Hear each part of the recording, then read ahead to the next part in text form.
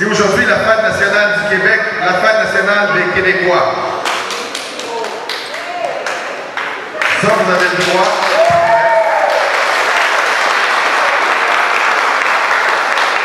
Que je vais vous proposer quelque chose, question de m'encourager un petit peu.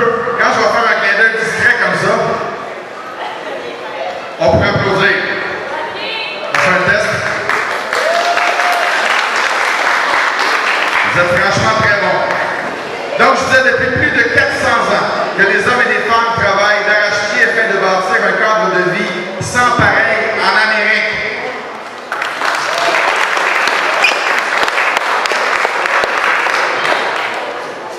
Sans pareil à cause de son style de développement économique.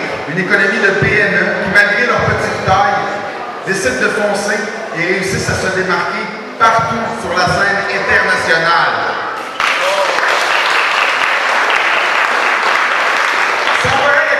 Ouverture d'esprit, de sa façon de recevoir l'étranger, de nourrir la famille et de conforter le blessé.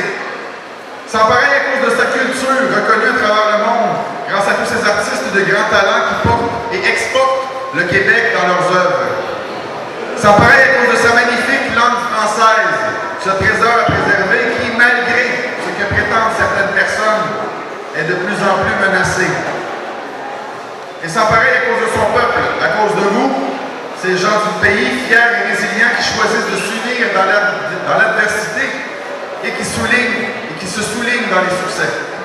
Mes amis, pour tout ça et bien plus encore, je suis tellement fier d'être Québécois, fier de ce que nous sommes, puisque nous sommes le Québec. Je vous souhaite une très bonne fête nationale à tous et je cède la parole maintenant au député de Rousseau, M. Nicolas Marceau.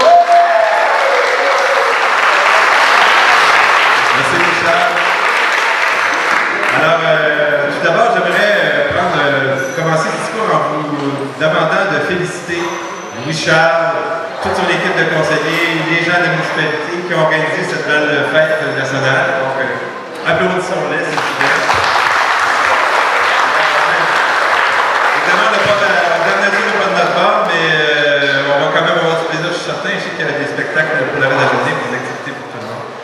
Alors écoutez, moi je veux simplement vous dire que la fête nationale, c'est l'occasion de se rappeler tout le chemin que le Québec a parcouru, tout le chemin que nous les Québécois on a parcouru. Louis Charles y faisait référence, on est arrivé il y a plus de 400 ans. Et quand on est arrivé ici, c'était pas simple. Il y avait des défis énormes à relever et on les a relevés. Et plus de 400 ans plus tard, on doit se rendre compte de tout le chemin qu'on a parcouru, de tous les succès qu'on a réussi à...